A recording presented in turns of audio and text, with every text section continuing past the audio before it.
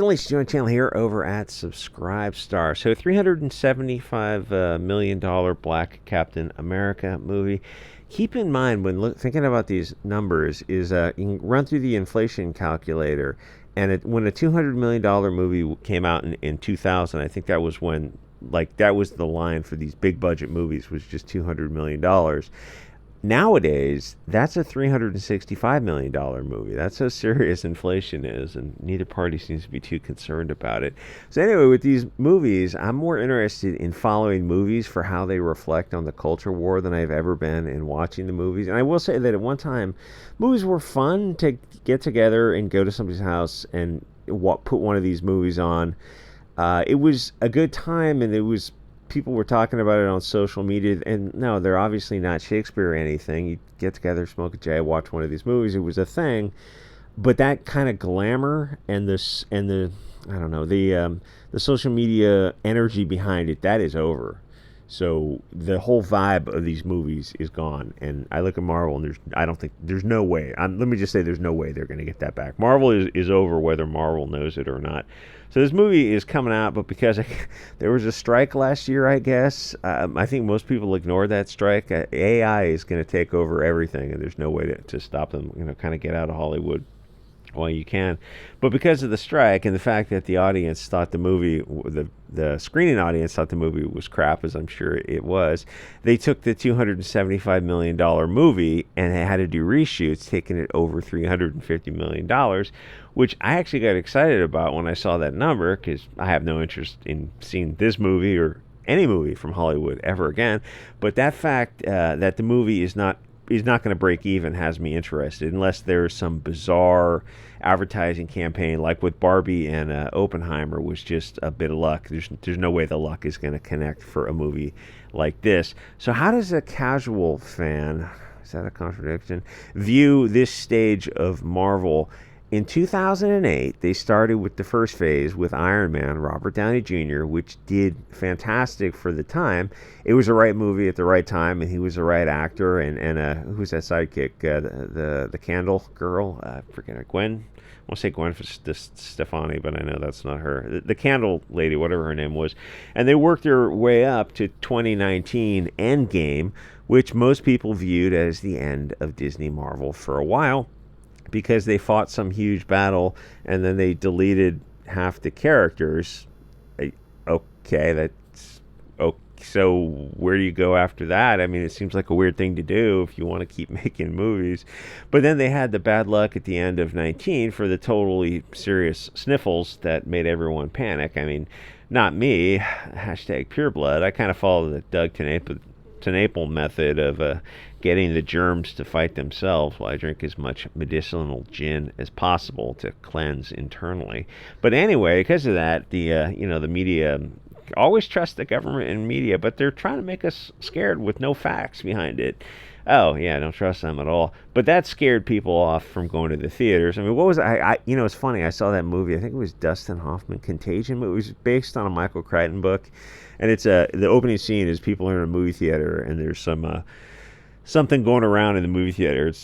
It's a pretty effective scene when you see it in the theater, as how fast Patient Zero kind of thing starts. What the hell is the name of that movie? I don't know. Michael Crichton. He had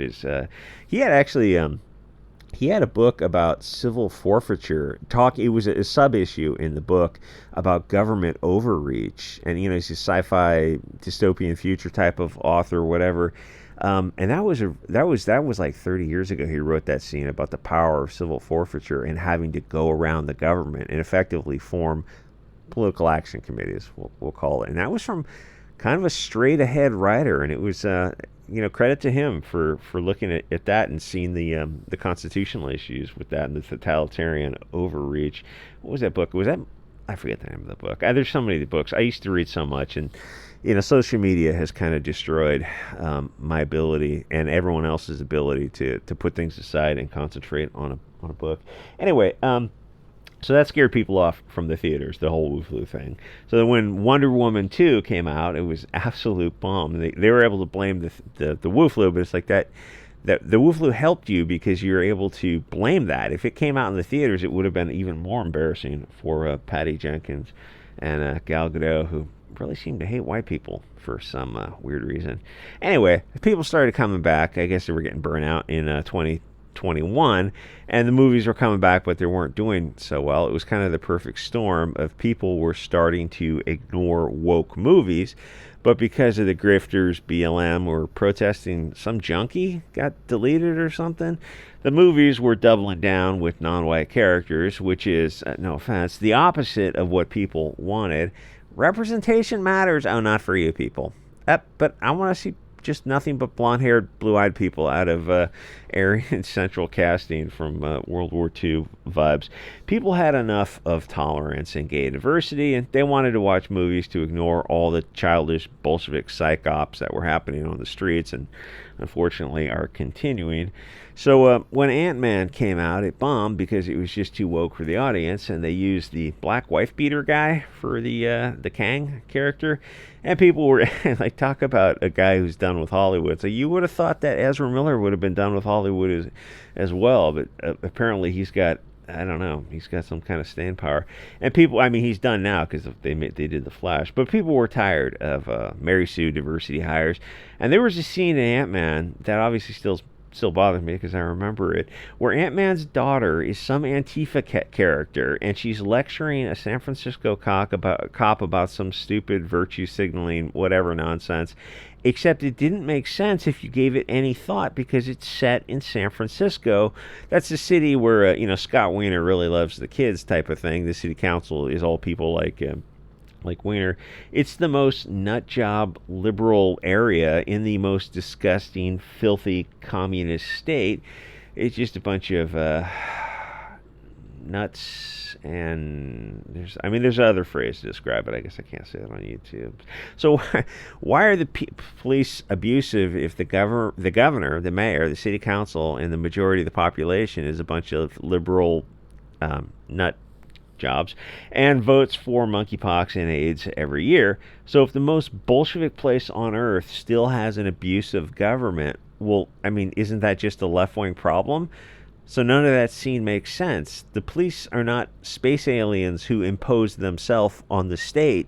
The California communist government sets the tone, and they're telling you that the left-wing government is so corrupt that they have an evil police force, but it's under a far left-wing government. Make that make sense. It doesn't. It only makes sense if you set the scene in a red state, because otherwise you're making this an own goal. San Francisco, California, and you have a totalitarian police force. Oh, who hired them? It looks at the city council, the mayor, the governor. It's like, you set the tone, you write the laws. Why don't you have I thought you guys wanted to defund the police. They look around at the current shithole California. You're like, not so much. It's funny. I totally on the right. I support the defunding of police. I go, the rich will just hire their own private police, but the rest of us will just form militias, open carry, 40-round mag AKs. Oh, that's not legal. Yeah, it is.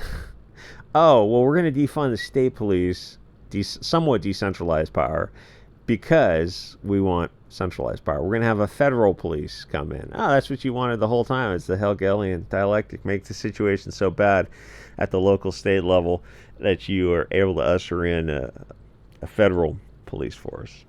Yeah, that was the goal the whole fucking time. But, not everything they do is successful because people saw what happened. All they had to say was, we want to defund the police, and so many cops in those cities moved to friendlier cities and states, and it turned into dystopian future world. No, it's present. It's the dystopian future is right now. Go look at Chicago, Detroit, St. Louis, San Francisco, Oakland. Oh, hey, Oakland, you went from Libby Schaaf, a corrupt mayor who gave money, taxpayer money to everyone during the Wu flu except white people.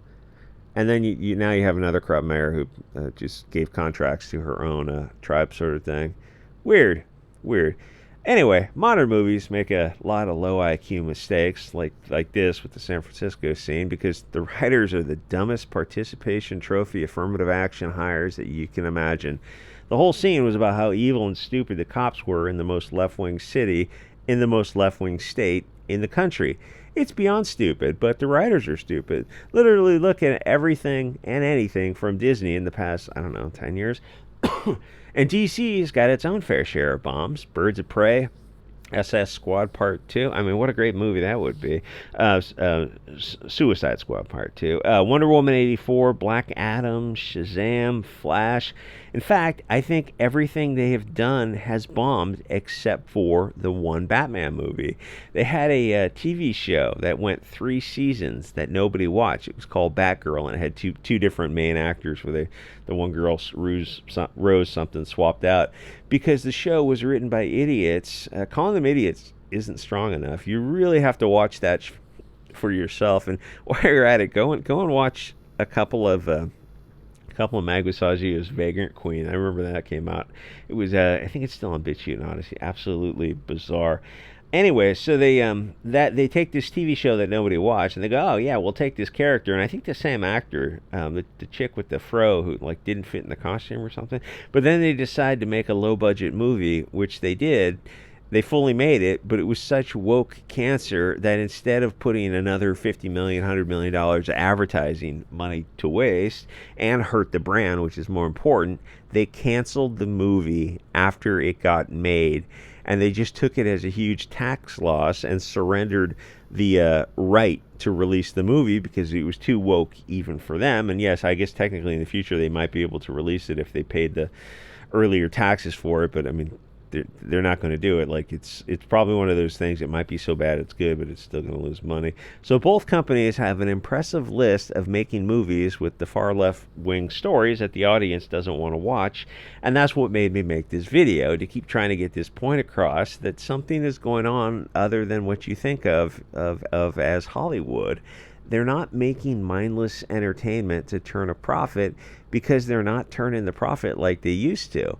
They've got a long string of movies that lose money to the point where if you track this genre and probably all of Disney and plotted the movies for the past 20 years, of course now you have to adjust for inflation thanks to the Federal Reserve and a totally corrupt federal government for militias, the trend has been down from profitability to red ink, and yet for some crazy reason that the shareholders can't fathom, they keep pushing a woke agenda that doesn't sell tickets.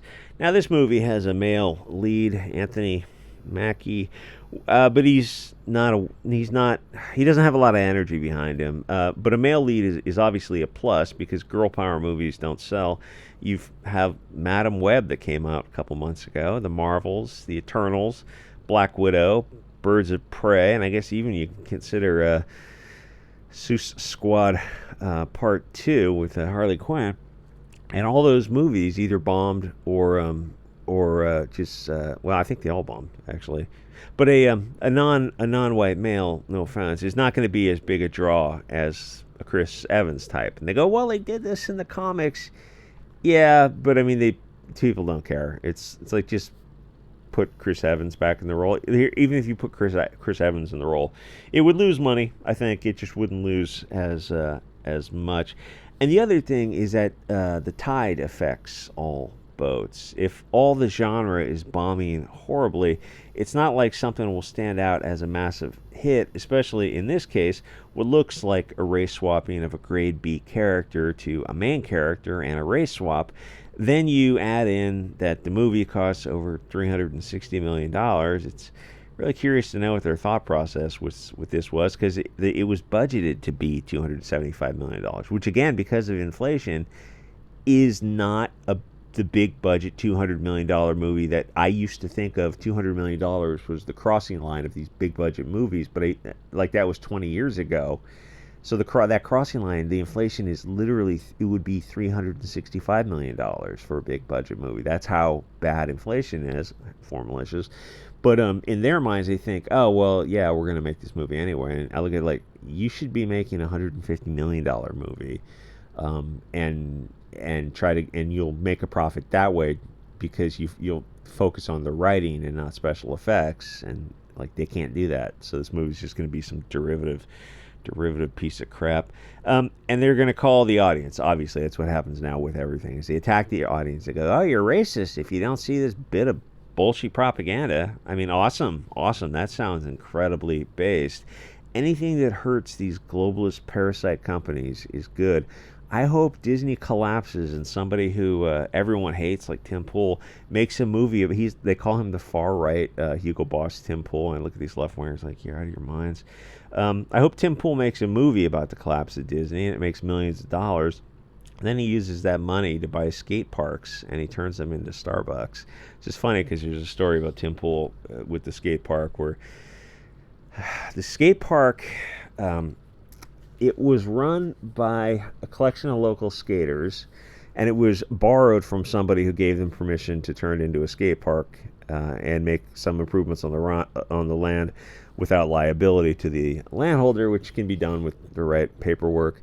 Fair enough. So it was called like a do-it-yourself skate park where they worked on it themselves, and they were having some skating competitions. So Tim Pool, but it's like nobody owns it. It's just the people that group of skaters who had done work on it. But the original holder of the land owns it. The title owner owns it. So Tim Pool goes, okay, I'm gonna jump in on this and give first place $12,000, second place $8,000, third place $5,000, something like that.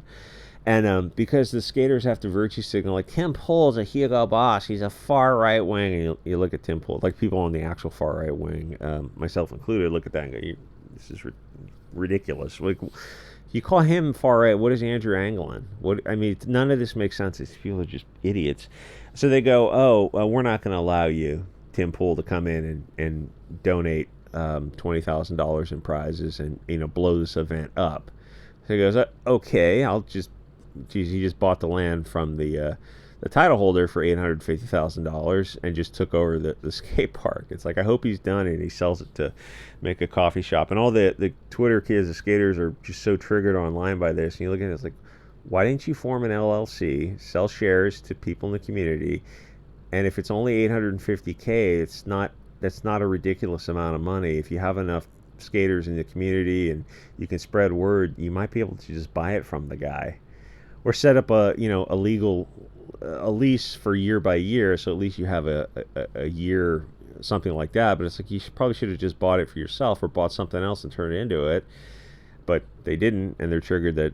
And now people are going like, oh, Tim Pool's the bully, and I look and I go like, aren't you the bully for keeping him out? And they're like, no, it's like keeping out the lame kid from your clique at school. And I thought, how cruel is it? As an adult now, they look at it now, like as an adult, and they go, but you're keeping, like, to refer to a child as lame, some awkward kid or something. It's like, now as an adult I realize how evil that is. But a lot of these left wingers, they just never grow up, and if you called them and their group lame or whatever, or a bunch of losers, in their mind that's problematic. But them referring to Tim Pool as that lame kid that they ostracized is just brutal. It's like, so aren't you guys the bullies to keep him out of your event? Well, no, he's far right wing, so because you said those words, you're able to exclude him. So you're not really valuing diversity or inclusiveness, because all you have to do is say someone is on the right, and then you can do anything you want to them. It's a way of dehumanizing them. Anyway, what a weird video this turned out to be. Like, comment, subscribe, and I'll see you guys all next episode.